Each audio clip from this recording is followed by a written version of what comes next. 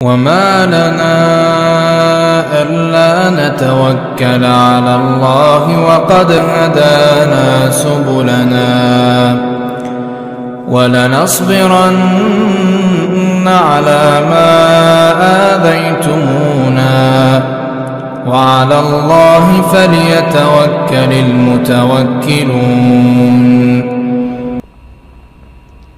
Nah, contoh kalau perawi yang lain nanti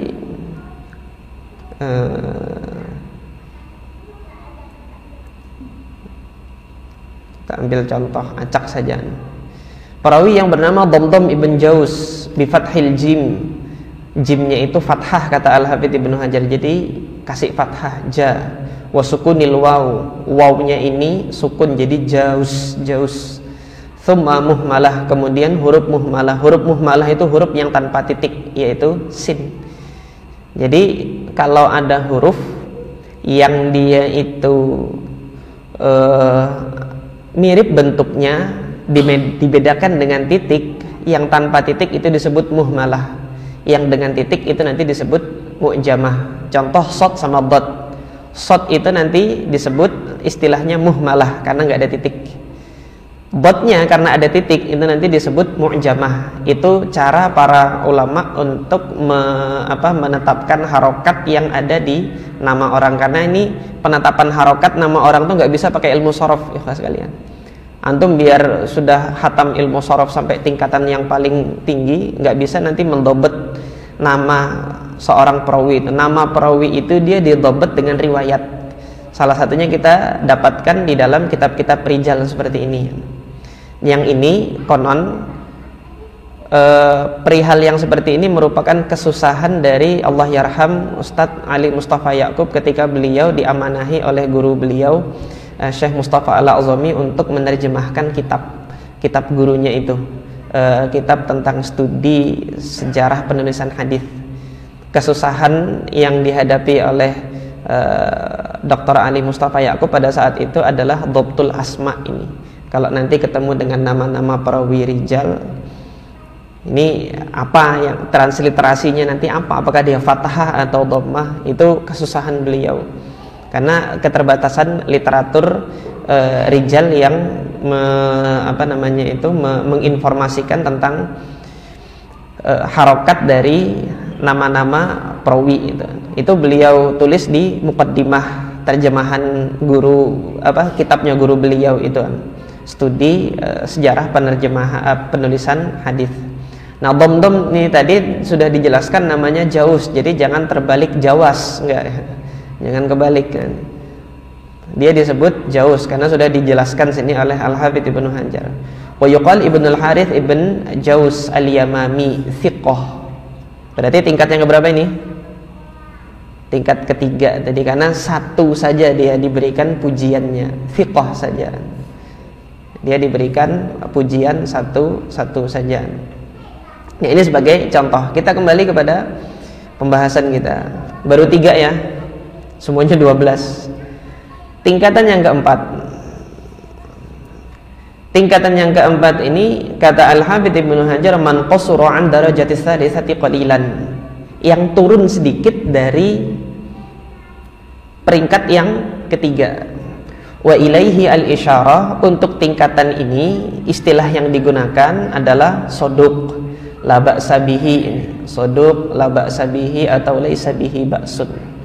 Nah, kalau antum nanti mendapati perawi-perawi dengan tingkatan-tingkatan yang masuk dalam tingkatan keempat ini dengan istilah-istilah soduk la ba'sa bihi, inilah nanti perawi yang hadis atau periwayatan hadisnya itu dikategorikan sebagai hadis hasan. Nanti setelah ini kita akan mempelajari hadis hasan. Kan kita masih dalam pembahasan hadis sahih ini sebenarnya. Dia sudah peringkat yang keempat, dia menjadi hasan. Kemudian peringkat yang kelima ini yang rumit. Kalau nanti antum dapat hadis perawinya ini masuk di peringkat yang kelima, ini rumit. Karena nilainya ini sudah C gitu loh. Dikit lagi dia D, gagal, nggak lulus. Tapi dia masih bisa diangkat. Nah, ini kata Al-Hafidz Ibnu Hajar man qasura 'anir rabi'ati qalilan. Yang dia turun lagi derajatnya dari peringkat yang 4. Wa ilaihi al-isyarah bisaduq sayyi'ul hifdi. Nah, ini isyarat-isyaratnya atau istilah yang sering digunakan. Seorang perawi itu nanti diberikan saduq sayyi'ul hifdi. Jadi ada dua istilah yang bertolak belakang yang digabungkan dalam satu perawi ini. Saduq itu kan ta'dil, pujian. Perawi mendapat pujian. Sayyi'ul hifdi itu celaan atau pujian? Hafalan buruk. Antum hafalannya buruk, tetapi diumumkan ini nih fulan hafalannya buruk. Antum merasa dipuji atau dicela?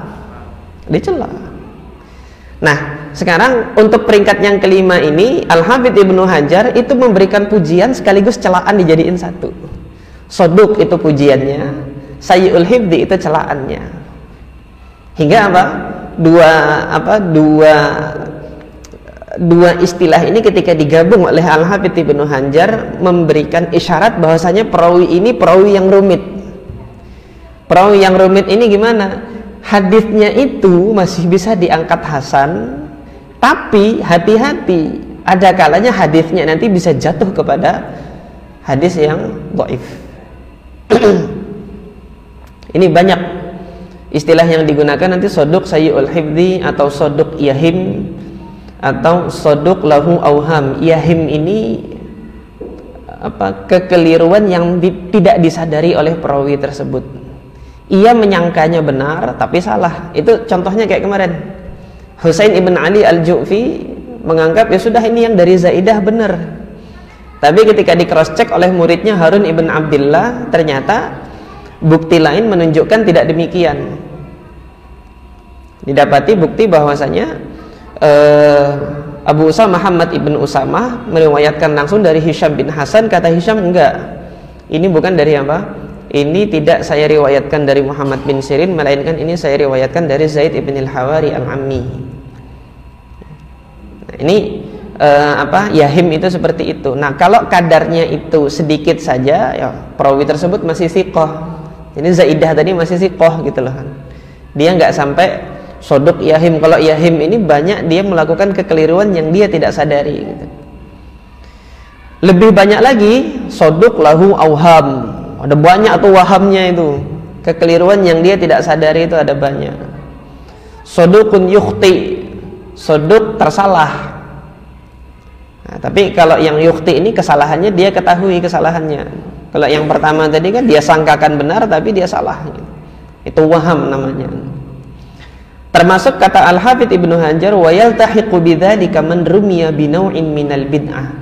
Termasuk nanti perawi-perawi yang ada indikasi kebid'ahan dalam dirinya dimasukkan oleh Al-Hafidz Ibnu Hajar pada tingkatan yang kelima ini.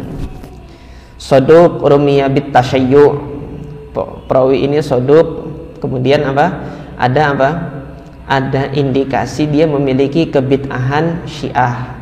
Saduq rumiya bil irja, dia saduq tapi ada indikasi dia memiliki kebid'ahan Murji'ah, dan seterusnya dan seterusnya. Rumiya bil qadar, ini dia terindikasi memiliki kebid'ahan Qadariyah. Wan nasab, nasab ini kebid'ahan yang membenci ahlil bait, jadi lawan daripada kebid'ahan Syiah. Syiah itu terlalu memuji ahlil bait berlebih-lebihan, mengkultuskan. Nasab ini mencela, melaknat habis-habisan ahlul bait. Ahlus sunnah tengah-tengah. Ahlul bait tetap kita cintai, dan mencintai ahlul bait itu bagian dari keimanan ahlus sunnah, tetapi tidak memposisikan ahlul bait ini pada posisi di atas haknya sebagai umat Nabi Muhammad SAW. Punya kedudukan istimewa di hati kita para ahlul bait ini, tetapi ketika nanti memposisikan ahlul bait ini di posisinya seorang nabi, enggak gitu. Jadi demikian bid'ah nasab itu kan kebalikan. Tajahum, bid'ah Jahmiyah, bid'ah yang tidak mengimani sifat-sifat Allah Azza wa Jalla, menafikan sifat Allah Azza wa Jalla. Ma'a bayani da'iyati min ghairihi, ada yang saya jelaskan faktor penyebabnya, dan ada pula yang tidak saya jelaskan gitu oleh Al-Hafidz Ibnu Hajar rahimahullah. Nah, ini masuk dalam kategori kelima. Riwayat hadisnya gimana? Riwayat hadisnya pada hukum asalnya masih hasan. Tapi ada catatan, kalau nanti terdapat bukti-bukti atau indikator-indikator yang mengarah kepada kelemahan, maka riwayat hadisnya itu jatuh. Contoh, tadi kan soduk rumiya bit tasyayyu. Seorang perawi ini soduk, dia meriwayatkan satu hadis, tapi dia ada kebid'ahan syiahnya gitu. Diterima atau enggak? Enggak bisa serta-merta nanti antum tolak gitu, gara-gara dia syiah ditolak hadisnya, enggak boleh. Dilihat dulu hadis yang diriwayatkannya itu mendukung kebid'ahannya enggak gitu. Nah, kalau nanti yang dia riwayatkan hadisnya itu berisi berisi satu berita bahwasanya nanti ada pengagungan yang berlebih-lebihan terhadap Ahlul Bait, terhadap Ali bin Abi Thalib dan lain sebagainya, maka yang demikian masih diragukan. Kenapa? Karena perawi ini ada kebid'ahan tasyayyu dalam dirinya. Tapi ketika perawi ini nanti meriwayatkan hadis yang lain, yang mana tidak ada hubungannya sama sekali dengan kebid'ahannya, itu tetap hadisnya masih diterima. Mau contoh nggak antum? Mau contoh? Mudah-mudahan sempat waktunya.